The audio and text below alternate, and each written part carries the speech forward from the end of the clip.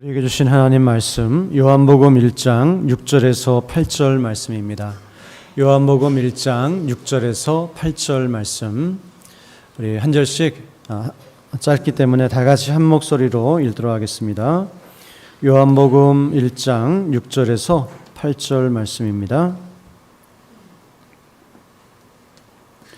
요한복음 1장 6절에서 8절 말씀, 우리 다 같이 한번 읽도록 하겠습니다. 시작. 하나님께로부터 보내심을 받은 사람이 있으니 그의 이름은 요한이라. 그가 증언하러 왔으니 곧 빛에 대하여 증언하고 모든 사람이 자기로 말미암아 믿게 하려 함이라. 그는 이 빛이 아니요 이 빛에 대하여 증언하러 온 자라. 아멘. 하나님 아버지, 오늘도 아버지 예배 시간 가운데 아버지의 말씀을 듣습니다. 성령님께서 오직 우리에게 말씀하여 주옵소서. 우리는 듣겠나이다. 하나님 말씀만이 선포되게 하여 주시고 우리는 아버지 말씀으로 듣고 이 말씀이 나의 인격이 되고 신앙이 되고 삶이 될 수 있도록 인도하여 주옵소서. 예수님의 이름으로 간절히 기도드렸사옵나이다. 아멘. 네. 우리가 지난주에는 요한복음 1장의 본문을 통해서 사도 요한이 증거하는 예수님에 대해서 말씀을 들었습니다. 예수님은 창세 전부터 하나님과 함께 계셨고, 그리고 말씀으로서 천지를 창조하셨으며, 또 말씀으로서 하나님을 우리에게 오늘 계시해 주시는 분이시라고 하는 것, 그런 부분을 배웠고요. 이처럼 말씀이신 하나님께서 창세전부터 하나님과 함께 계셨을 뿐만이 아니라 그 말씀이신 예수님께서 육신을 입고 우리 가운데로 오셨다고 하는 것, 함께 우리와 계셨다고 하는 것, 그래서 우리에게 빛을 비추어 주시고 영원한 생명을 주셨다고 하는 것, 이런 부분들을 우리가 요한복음 1장을 통해 생각을 해 본 것이죠. 그런데 오늘 1장에서 사도 요한이 예수님을 증거하면서 함께 소개하고 있는 사람이 있습니다. 그것은 바로 세례 요한. 이름은 같지만 요한복음을 기록한 사람은 제자 요한이고, 또 지금 요한이 소개하고 있는 사람은 세례 요한, 세례자 요한을 소개하고 있는 것이죠. 이처럼 예수님을 소개하는 이 엄청난 자리에서 사도 요한은 세례 요한을 함께 소개하고 있습니다. 그 이유는 이 세례 요한의 사역과 증언이 예수님이 어떤 분이라고 하는 것을 증언하는 그런 사명이기 때문에, 이 세례 요한의 말을 잘 들어보면 예수님이 어떤 분이라고 하는 것을 우리가 알 수 있기 때문에, 잘 이해할 수 있기 때문에 세례 요한을 함께 소개하고 있는 것이죠. 우리가 읽은 본문 말씀 가운데도 우리 6절 말씀도 다시 한번 보시면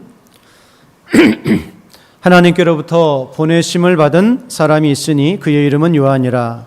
그가 증언하러 왔으니 곧 빛에 대하여 증언하고 모든 사람이 자기로 말미암아 믿게 하려 함이라. 세례 요한은 예수님에 대해서 증언하고 많은 사람들이 예수님을 믿게 하기 위해서 이 땅에 와서 그 사명을 감당을 한 것이죠.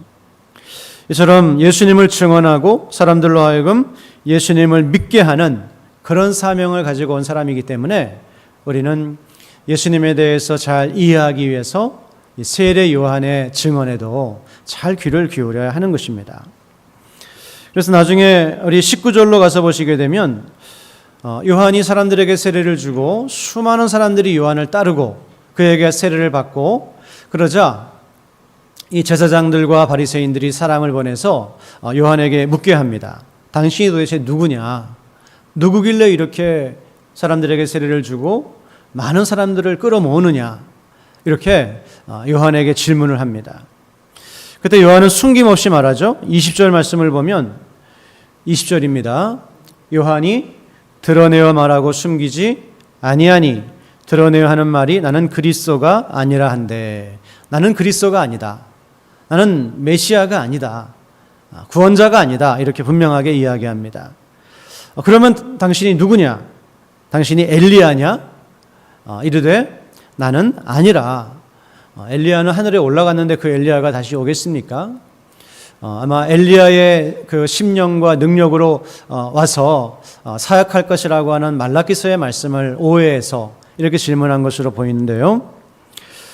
엘리야도 아니라고 대답을 하고 또 21절 말씀에 그러면 네가 그 선지자냐? 그 선지자. 이 그 선지자라고 하는 것은 신명기 18장 15절 말씀에 나오는 모세가 언급한 선지자입니다. 우리 한번 다 같이 한번 읽어볼까요? 신명기 18장 15절 말씀, 주보에 나와 있는 말씀을 다 같이 한번 읽어보도록 하겠습니다. 주보에 나와 있는 말씀 시작.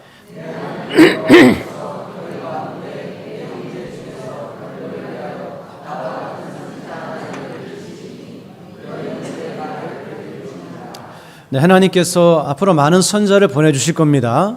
그런데 나와 같은 선지자, 모세와 같은 선지자 하나를 보내주실 것인데 너희는 그 사람의 말은 꼭 들어야 된다. 그 사람의 말을 꼭 들어야 된다. 그럼 여러분, 모세와 같은 선지자는 어떤 사람입니까? 모세는 굉장히 독특한 사람이었죠. 선지자는 선지자인데 선지자의 역할만 감당한 것이 아니었습니다. 그는 선지자인 동시에 제사장이었습니다. 하나님과 하나님 백성 사이에 중보자였습니다. 그리고 또한 왕의 역할을, 정치적인 리더의 역할을 감당했던 왕의 역할을 감당하기도 한 그런 사람이었습니다. 그래서 어떻게 보면 모세는 제사장이었고 왕이었고 선지자였고 중보자였고 이런 사명들을 한꺼번에 감당했던 사람이에요. 그래서 모세가 말하는 나와 같은 선지자라고 하는 것은 앞으로 그와 같은 역할을 할 사람이 올 것이다. 그럼 여러분, 그런 사람이 누굽니까? 예수님이시죠. 왕이시고 제사장이시고 선지자이신 그 예수님을 가리키는 거예요. 그러자 요한은 나는 그 선지자가 아니다. 이렇게 또 분명하게 이야기를 하죠. 그러면 도대체 너는 누구냐? 그 선지자도 아니고 엘리야도 아니고 그리고 또 그리스도도 아니라고 한다면 너는 누구냐? 그때 요한은 분명하게 대답을 합니다. 우리 23절 말씀에, 요한복음 1장 23절 말씀에 다 같이 한번 읽을까요? 시작.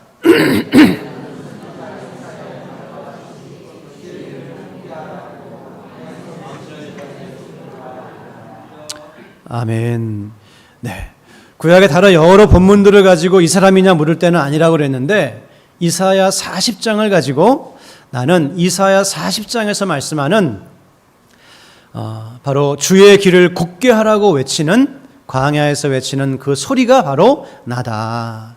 이렇게 자기가 누구인지를 분명하게 이야기하고 있습니다. 그럼 여러분, 광야에서 외치는 자의 소리라고 하는 것은 어떤 소리일까요? 우리가 이사야서 40장을 가서 보셔야 되겠죠. 그런데 멀리 가지 마시고 오늘 우리 읽은 교동문을 가서 한번 보시겠습니다. 교동문을 한번 가서 보시게 되면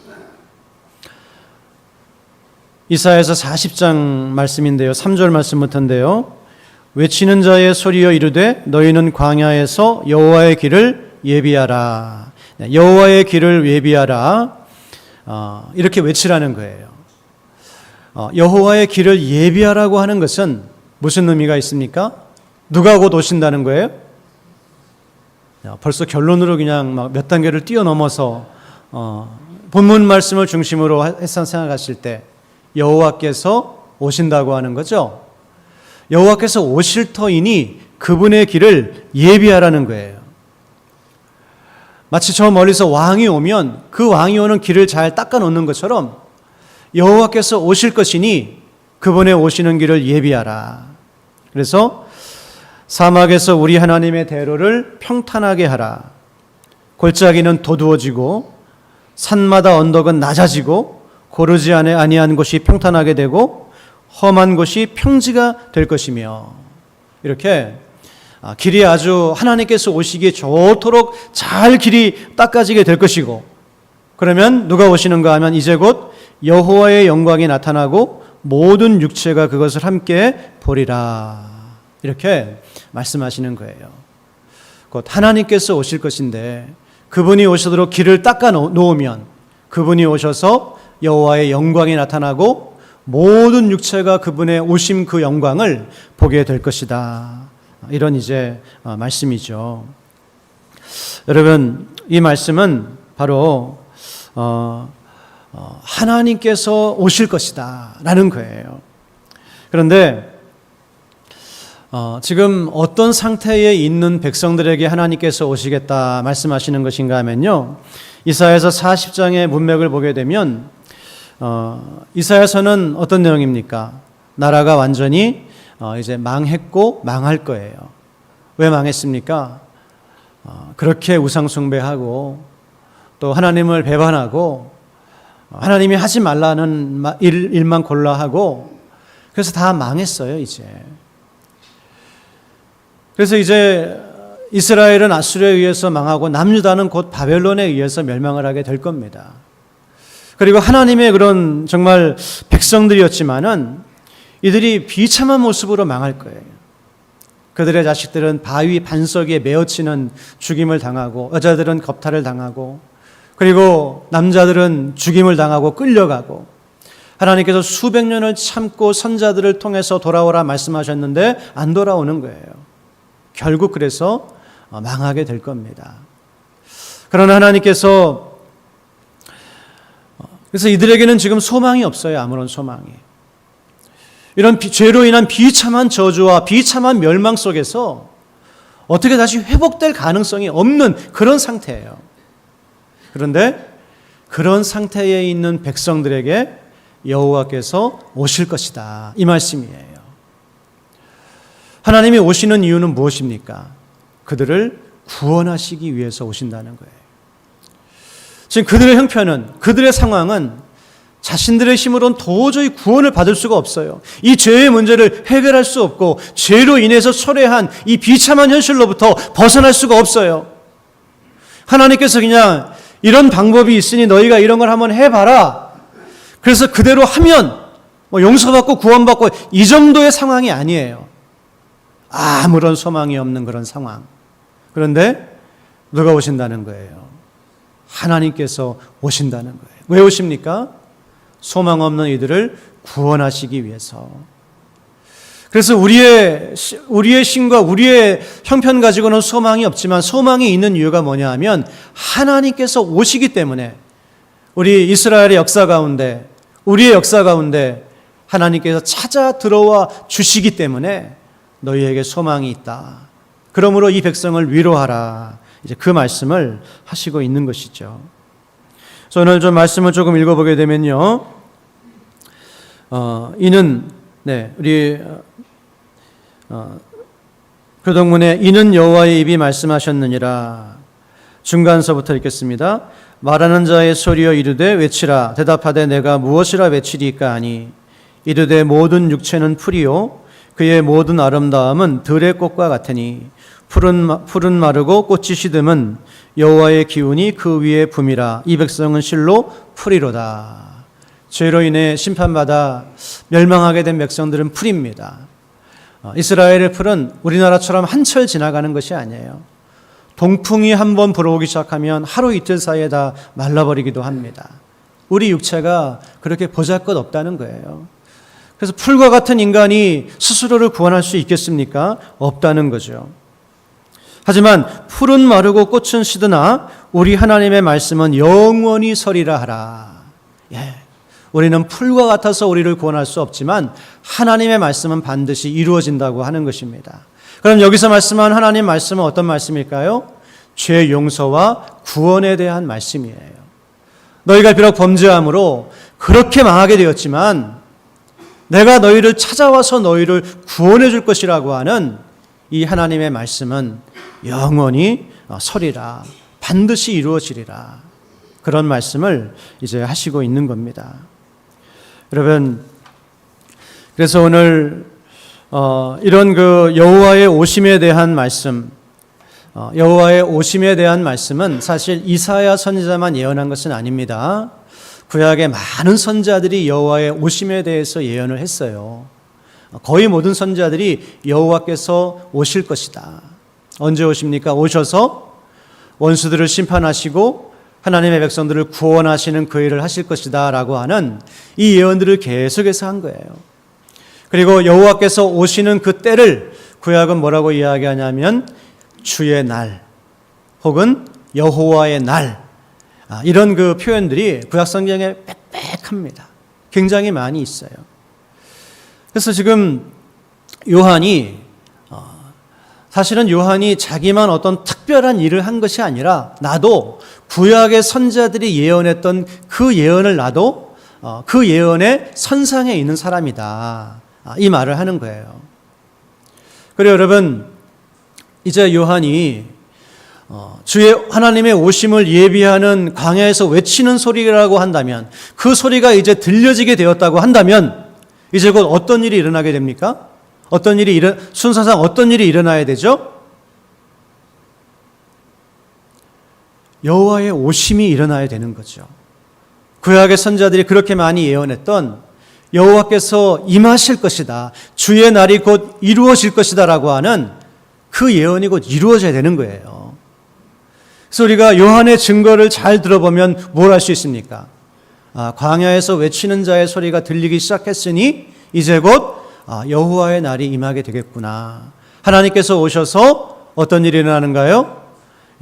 단순히 이스라엘만을 위한 것이 아니라 온 열방을 향한, 그리고 온 우주적인 심판과 구원의 역사가 이제 곧 일어나게 되겠구나. 이거를 우리 신앙생활을 오래 하셨어도 우리는 잘 느낌이 안 오죠. 그러나 유대인들이 이 말씀을 들을 때에는 이게 딱 떠오르는 거예요. 지금 그 날이 오겠구나. 이 사람이 정말 이사야 선자가 예언한 광야에서 외치는 자의 소리라고 한다면 이제 곧 그런 일이 일어나겠구나 하는 것을 구약을 잘 알고 있는 유대인들은 누구나 다 느낄 수가 있는 거예요. 그것을 말씀하고 있습니다. 그래서 여러분, 이처럼 오늘 주보의 말씀을 보시면 너희는 광야에서 여호와의 길을 예비하라. 그래서 그 길이 돋아지고 메꿔지고 평탄하게 되고, 그러면 마침내 여호와의 영광이 나타나고 모든 육체가 그것을 함께 보리라. 여호와께서 오실 것인데 길을 예비하라. 그러면 여호와의 영광이 나타나고 모든 육체가 그것을 보리라 말씀하셨어요. 그럼 여러분이 이 말씀이 이사야서 40장에 있는 여호와의 영광이 나타나고 모든 육체가 그것을 보리라 하는 이 말씀이 어디에서 이루어지게 되는가? 우리 요한복음 1장 14절 말씀 한번 보시겠습니다. 요한복음 1장 14절 말씀 다 같이 한번 읽겠습니다. 요한복음 1장 14절 말씀 시작. 말씀이 육신이 되어 우리 가운데 거하심에 우리가 그의 영광을 보니 아버지의 독생자의 영광이요 은혜와 진리가 충만하더라.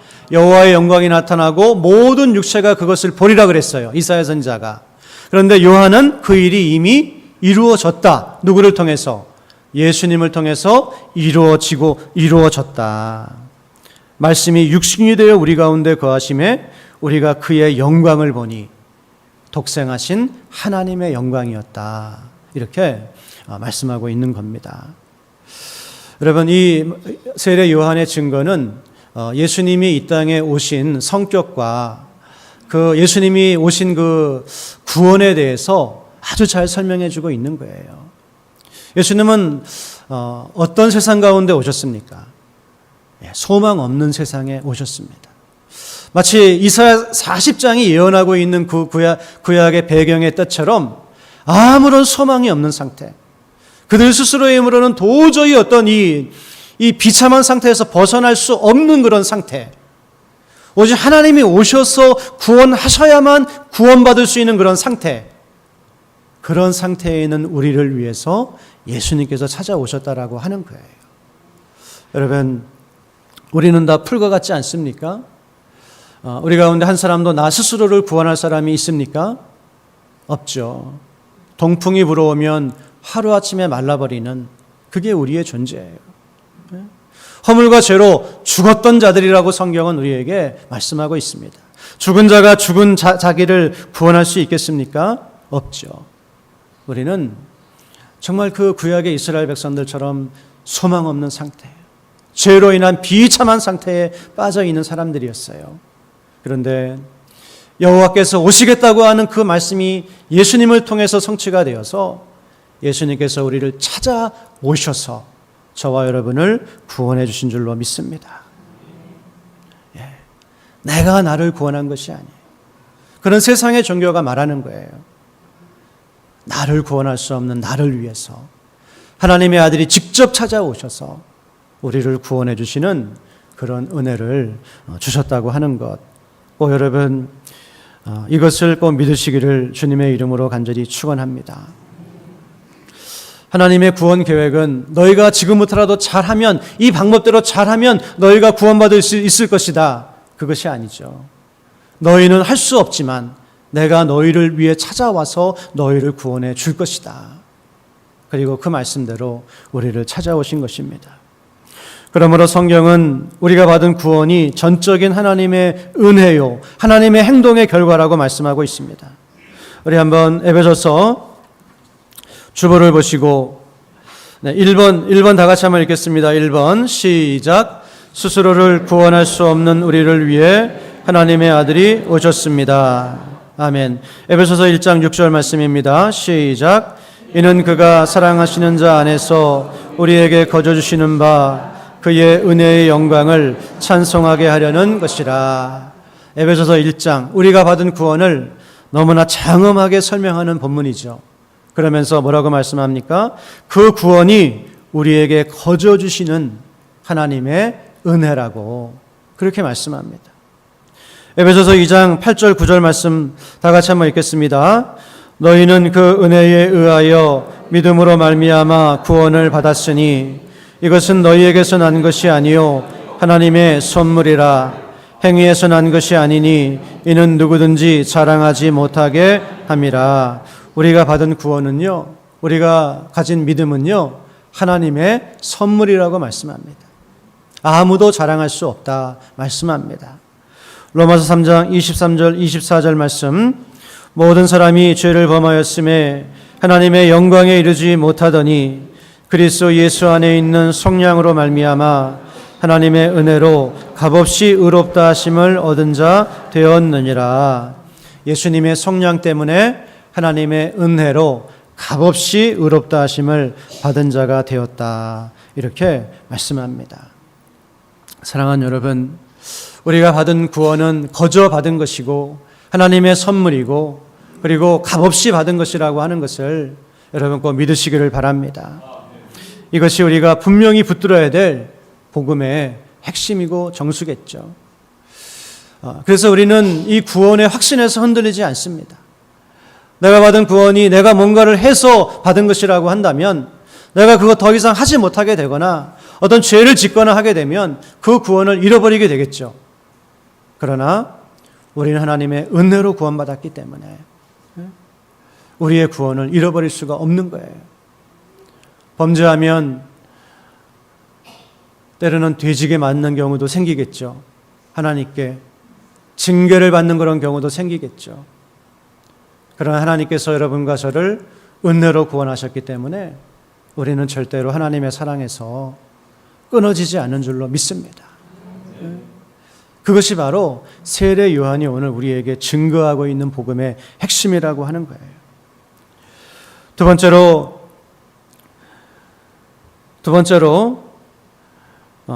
이번에 그렇게 적어놨습니다. 우리를 찾아오신 하나님의 아들을 맞이하는 방법은 회개입니다. 네.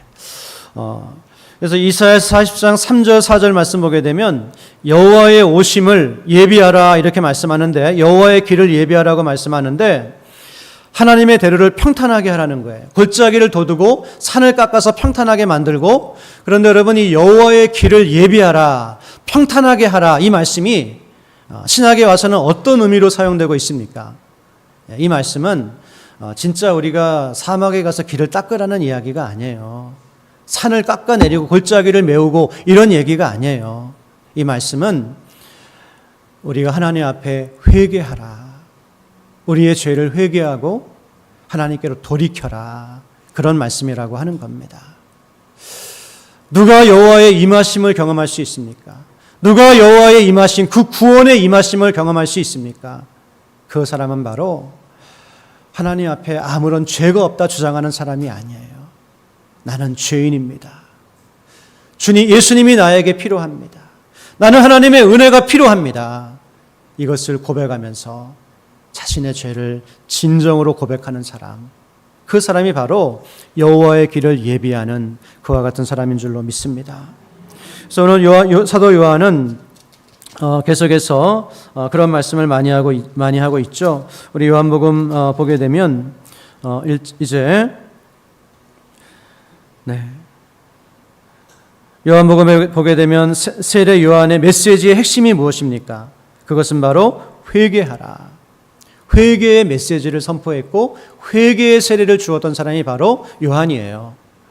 그래서 여호와의 오시는 길을 준비하라고 하는 것은 요한의 메시지를 듣는 것인데 진짜 산에 가서 길을 닦는 것이 아니라 하나님의 오심을 바라보면서 회개하는 것. 그래서 예수님께서도 처음 선포하신 말씀이 뭡니까?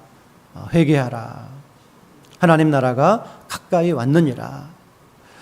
믿음이라고 하는 것은 반드시 회개의 요소가 있습니다. 그 회개라고 하는 것은 단순히 내가 과거에 어떤 특정한 잘못을 저질렀다라고 하는 그런 것을 넘어서서 하나님 앞에서 내가 나의 힘으로는 나를 도저히 구원할 수 없는 죄인이라고 하는 것을 발견하고 인정하는 거예요. 그게 회개예요. 그리고 예수 그리스도의 십자가를 붙들고 의지하는 것. 그것이 회개입니다. 그리고 이처럼 구원받는 회개뿐만이 아니라 우리의 삶 속에서도 날마다 회개하는 심령으로 살아가는 것은 매우 중요한 일인 줄로 믿습니다. 여러분의 삶에 여호와의 대로가 펼쳐지기를 원하십니까? 그래서 우리의 삶이 곤고하고 힘들고 어렵더라도 하나님의 임하심이 여러분의 삶에 날마다 임하여서 하나님의 은혜와 능력을 누리는 그런 삶을 누리시기를 원하십니까? 안 원하세요? 그렇다고 한다면 여러분의 마음에 여호와의 대로를 준비해야 돼요. 그거는 날마다 우리의 죄를 회개하며 살아가는 것입니다. 회개하며 뉘우치며 하나님 앞에 고백하면서 하나님의 은혜를 사모할 때 그게 여호와의 대로가 우리의 삶에 펼쳐지는 역사가 일어나게 되는 것인 줄로 믿습니다. 그러므로 죄를 회개할 것이 없는 것이 아니죠. 우리의 마음이 강팍해지고 뻔뻔해져서 회개할 것을 발견하지 못하는 겁니다. 하나님의 말씀에 순종하지 못했던 것들, 그리고 하지 말라고 하는 것들을 했던 것들, 마음으로 하나님 앞에 정말 올바르지 못한 마음을 가지고 살았던 것들, 하나님 앞에 회개하시기를 바랍니다. 그럴 때 여러분의 삶에 여호와의 대로가 펼쳐지는 거예요. 하나님의 은혜가 분명히 임하게 될 줄로 믿습니다. 그리고 우리는 세례 요한의 그 메시지, 광야에서 외치는 자의 소리라고 하는 것을 통해서 이 두 가지를 알 수 있는 거예요. 바로 소망 없는 우리에게 하나님이 직접 찾아오셨다라고 하는 것과 그분의 은혜를 경험하는 것은 회개하는 마음으로 그분 앞에 나아가는 것이다. 그리고 마지막으로 우리는 세례 요한을 통해서 사명의 삶을 살았던 그러한 모습을 발견하게 됩니다. 그래서 우리 살아있는 생명은 반드시 성장을 해야 되는 것처럼 살아있는 신앙은 성장하게 되죠. 그런데 그 성장하는 과정이 특별히 다르지 않습니다. 대부분 비슷합니다. 처음에는 자신이 죄인인 것을 깨닫고 예수님을 영접하는 그런 믿음이죠. 그리고 삶 속에서 힘들고 어려운 일이 있을 때 예수님을 의지하고 기도하고 그렇게 살아가는 믿음이에요. 그러나 거기에서 머무르지 않습니다. 나중에 믿음이 장성해지게 되면 하나님의 은혜를 생각하고 그러면 이제 나의 삶의 목적은 무엇일까? 나는 하나님이 나에게 주신 이 새로운 생명을 가지고 어떤 삶을 살아야 될 것인가? 과연 어떻게 사는 것이 보람되고 또 하나님의 뜻에 합한 그런 삶을 사는 것일까? 이러한 질문을 던지고 이러한 깨달음을 얻는 자리까지 반드시 나아가게 되는 거예요. 그리고 그런 이제는 구원받고 감사하는 그런 신앙에서 더 성장해서 내가 하나님의 영광을 위해서 무언가를 하고 또 주님 피 흘려 세우신 교회를 위해서 어떠한 삶을 살아야 될 것인가. 이런 사명을 가지고 살아가는 삶, 그런 삶을 반드시 살아야 된다라고 하는 것입니다. 세례 요한을 보면 정말 독특한 사람이었죠. 가브리엘이라고 하는 천사가, 성경에 보면 가브리엘이 한 3번밖에 나오지 않아요. 그 중에는 예수님의 수태사실을 알리는 것을 위해서 나왔고, 다니엘에게 정말 인류의 역사를 펼쳐주는 그런 계시를 알려주기 위해서 왔고, 또 세례 요한의 출생을 알리기 위해서 왔고, 이런 가브리엘이 와서 하나님이 선택한 백성이라고, 선지자라고 이야기합니다. 모태로부터 성령으로 충만한 사람이라고 말씀을 하고, 아주 대단한 그런 은혜를 받은 사람이 세례 요한이에요. 그러나 세례 요한이라고 하더라도, 그런 하나님의 선택을 받은 사람이라고 하더라도, 이런 사명자가 되는 것은 아무것도 안 했는데 저절로 되는 일은 절대로 아닙니다.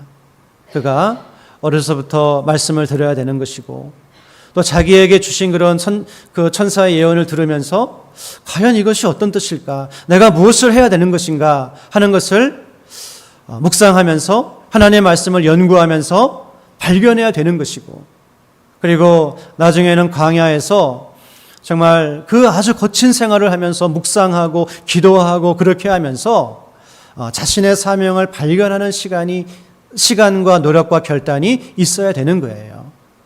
그것을 통해서, 그래서 세례 요한은 엘리야의 심령과 엘리야의 능력으로 온전하고 그랬습니다. 여러분, 엘리야의 능력은 하나님이 주시는 거예요. 그러나 엘리야의 심령은 저절로 생기는 것이 아닙니다. 하나님을 사랑하고 하나님의 말씀을 묵상하고, 그리고 이 현실, 이 하나님을 알지 못하고 진리를 알지 못해서 정말 목말라하고 괴로워하는 그 백성들을 바라보면서 불쌍히 여기는 마음을 가질 때에 엘리야의 심령이 되는 거예요. 그런데 세례 요한은 그러한 사명의 자리에 아주 훌륭하게 나아갔다라고 하는 거예요. 단순히 그가 선택받은 사람이어서가 아니라 그의 삶의 과정을 통해서 그러한 자리까지 나아가서 나중에는 세상의 모든 것을 다 포기하고 하나님이 주신 사명을 위해서 복음을 전하다가 순교하는 그러한 자리까지 그가 가게 된 것입니다. 여러분, 모쪼록 저와 여러분도 사명자가 되는 자리까지 우리의 믿음이 성장할 수 있기를 주님의 이름으로 간절히 축원합니다. 우리가 하나님을 믿는다고 하면서도 그저 힘들고 어려운 일 있을 때, 오늘 장로님도 그렇게 하셨는데요, 힘들고 어려운 일 있을 때 하나님 찾고 기도하는 것은 너무나 당연하죠. 하나님 자녀가 그렇게 마땅히 해야 됩니다. 그러나 그런 자리에서 우리가 머물러서는 안 된다는 거예요. 하나님의 은혜를 받았으니 이제는 내가 어떻게 사는 것이 올바로 사는 것인가? 어떻게 사는 삶을 살아야 하나님을 기쁘시게 하는 삶인가? 그러한 것들을 깨닫고 사명을 감당하는 그러한 자리까지 나아갈 때 그것이 올바른 신앙이 될 줄로 믿습니다. 모쪼록 오늘 말씀을 통해서 우리는 세례 요한이 증거하는 메시지를 통해서 예수님이 어떤 분이신지를 다시 한번 고백하고, 그리고 그의 삶을 통해서 나도 이와 같은 사명자의 삶을 살아가기를 소원합니다. 우리 함께 결단하고 나아가는 그런 저와 여러분 다 될 수 있기를 주님의 이름으로 간절히 소원합니다. 하나님 아버지,